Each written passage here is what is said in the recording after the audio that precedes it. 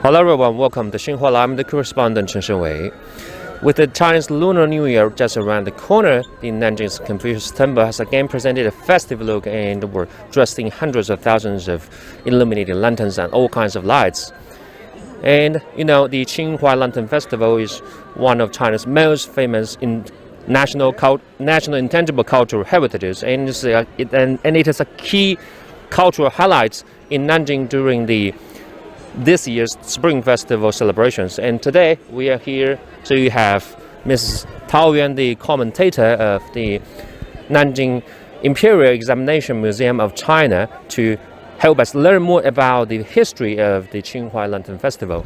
So, Mrs. Tao, you are the commentator of this scenic spot, and you must have known a lot of history about here. And today, the most impressive set of light for me is the two dragons behind you. So can you show us more details about this set of lights? Okay. Hello everyone. Now we are in the Confucius Temple scenic area.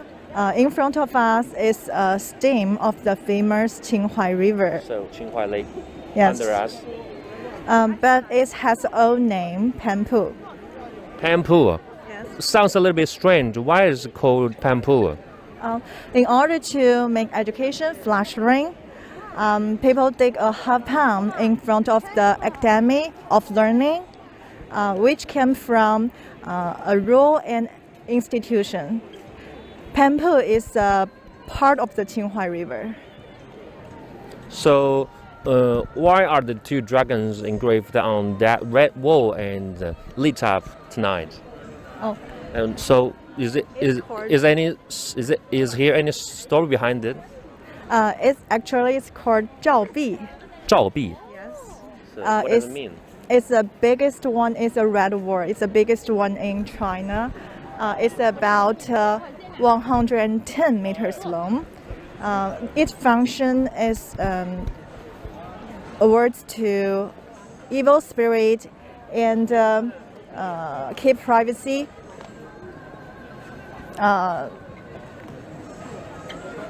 So the dragon is just carrier for people to ward off the evil and to keep healthy and something like that. Yes, keep privacy. Yeah. It also showed Confucius is too profound. It's very profound. Confucius is very too. So it shows the Confucius thoughts in the history, right? Yeah, Confucianism is too profound. Yeah, and you mentioned the Confucianism, and I know the Confucius temple is right there, right? So let's just move there and see what happens there. I think we can step down.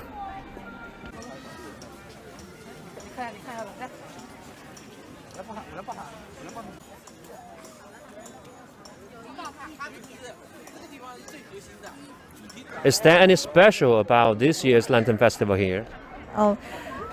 In China, we like using an animal to symbolize every year. We all have 12 different animals in total. So you know, this year is the year of. This year is the year of the rabbit. So is there any wishes you have? For our country, I hope our country could become more prosperous. For myself, I hope my family members and I could stay healthy and be happy. Yeah. And I think, of course, your wishes will come true. Yeah.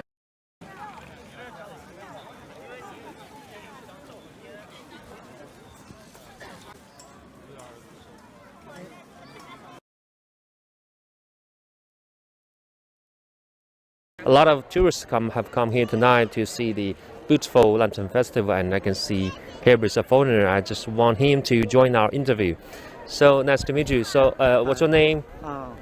My name is Shaim. Shine. Yes. So hello, Shine. Where are you from? I'm from Bangladesh. Bangladesh. Nice. So yeah, how long have you been living in China? I am actually. It's been 3 years. I'm living 3 in years. China. Yeah. It's been 3 years. Yeah, quite a long time. And so is this your first time to come to the Confucius Temple to enjoy the Lantern Festival? And how do you feel about this scenic spot tonight? Tonight here, Yeah. it's amazing, and I feel like it's very nice. When I just entered this place, it was very colorful, and everyone is happy. I see Yeah. even kids are playing there. So yeah, it's just a very nice And, feeling. Confucius Temple is also a very famous place in China for people to express their wishes, their hopes for the coming new year. Yes. So, what is your wish for the new year? For wish for myself is like I want to travel more and stay healthy, and for other people, for all over the world, like everyone, for the people, I want to say like stay happy and keep enjoy your day because every day is very valuable. So you just stay happy and enjoy your rest of the life. Yeah, good. So enjoy your holiday also. Yeah, thank you. Thank you very much.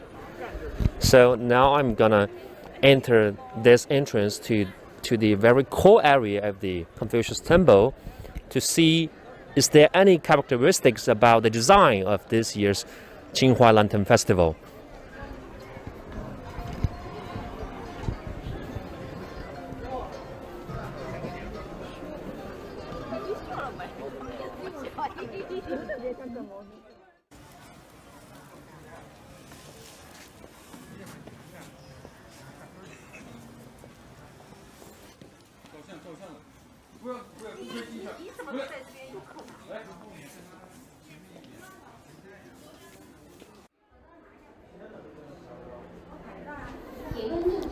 And now I've been here in the core area of the Confucius Temple scenic spot, and this place is famous in Nanjing because people will come here in usual time to express their wishes for good health and for to help their to express their a better study of their children. So now, and you can see lights have also been lit up here, and now we are here to have Mrs. Zhang to help the designer of this set of Lantern Festival to help us find more about the Lantern Festival. 你好，张子云是吧？您是？你好。张老师你好，咱们这边在夫子庙的核心区，我们的这个灯组的一个特点，您能给我们介绍一下吗？因为夫子庙我们大家都知道，夫子庙是以孔子文化和儒学文化为主的，所以我们也是为了呼应我们这个景区的一个文化内容，所以主要做了一个儒学文化的一个设计。然后也是因为新春嘛，新年也是为了凸显我们中华民族的传统文化，所以我们主要还是另加了一些国风元素来进行设计。然后我们看颜色都是红色、黄色为主的，就是为了表现一个新年的一个氛围，喜庆的氛围。So this place is famous for its history of Confucianism, and so the sets of the lanterns are designed to show us the traditional Chinese style. And as you could see, the lights are almost in red color or the yellow color. 那今年的我们的一个灯组，可以看到左边有一个巨大的兔子，右边有我们的这个猴子，还有这个鹤。然后这些有什么寓意吗？或者它们有什么特点吗？大家都知道，2023年是我们生肖兔年，所以为了表现我们兔年的一个元素，我们做了一个国风的兔子在这边，就是表现一个兔年就那个生肖守护大家的意思。然后像我们这边，我们也能看到有一个小兔子抓着一串鞭炮，然后旁边有鱼和鹤，就是一个是表达新年的一个喜庆的氛围，然后我们大家都知道代表什么呢？鱼我们都知道是年年有余的意思，就希望来关灯的游客都能来年有一个更好的一个收成一个收益。然后松鹤延年大家都明白，就是希望大家有一个长寿身体健康的一个意思。So just on my left side, as you can see the biggest image of the rabbit to mark the ear of this year, of the rabbit. And here you could see the monkey and the fish and the crane are also here. And in Chinese culture, the fish means a good fortune for the new year, and the crane stands for symbolizes longevity. It means that you could have a good health in the new year.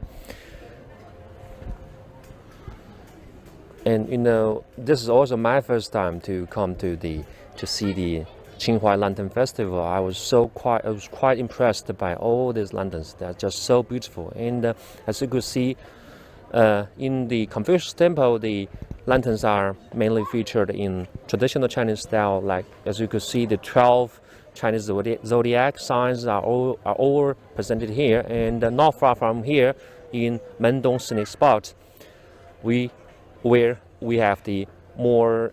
all the lanterns in more modern style. So now let's go there and find more.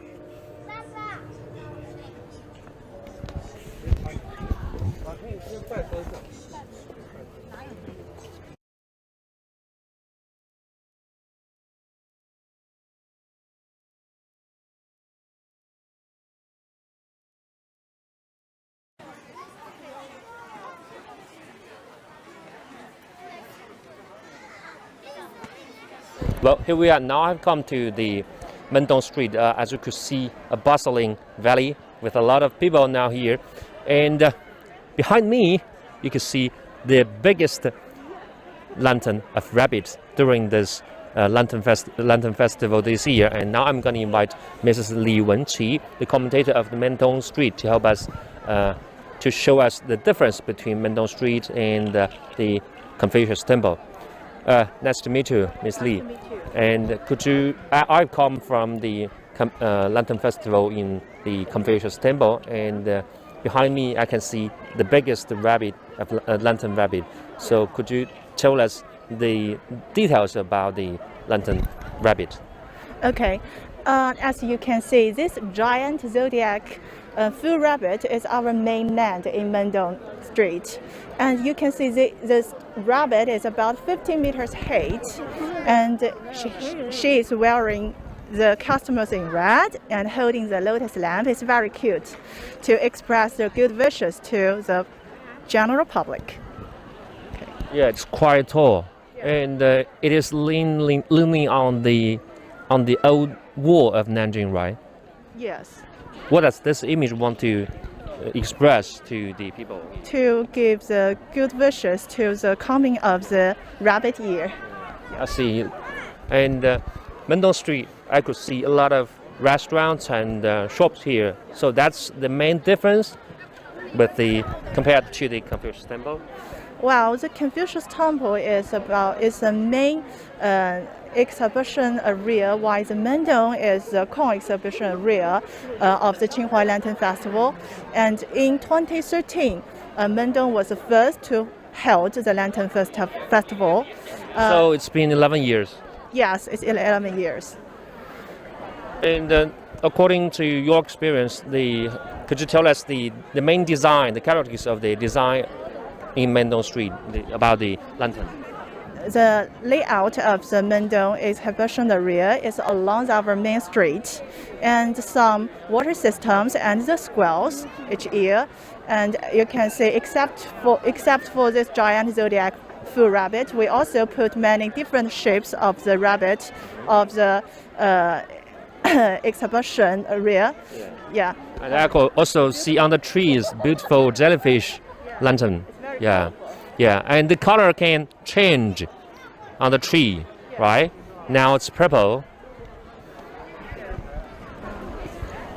So a lot of people here, and we can see an obvious sign of the recovery of consumption, especially following China's recent adjustment in COVID-19 response.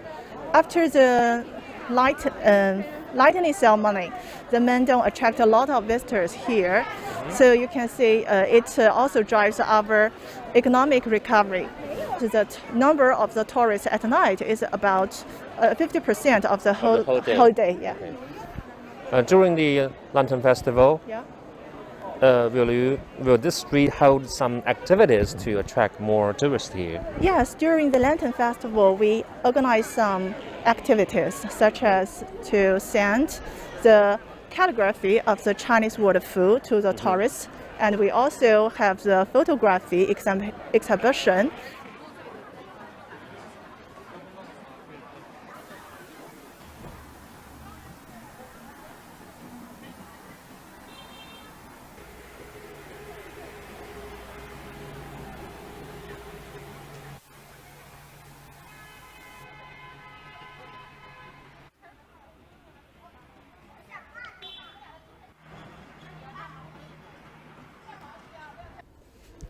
So now I've come to a very famous lantern making studio in Nanjing, which was by Mr. Gu Liang, who is the national inheritor of the China's intangible cultural heritage. And as you could see, I am surrounded by all these kind of animals, small animals, like the rabbits, tigers, rats, and goats.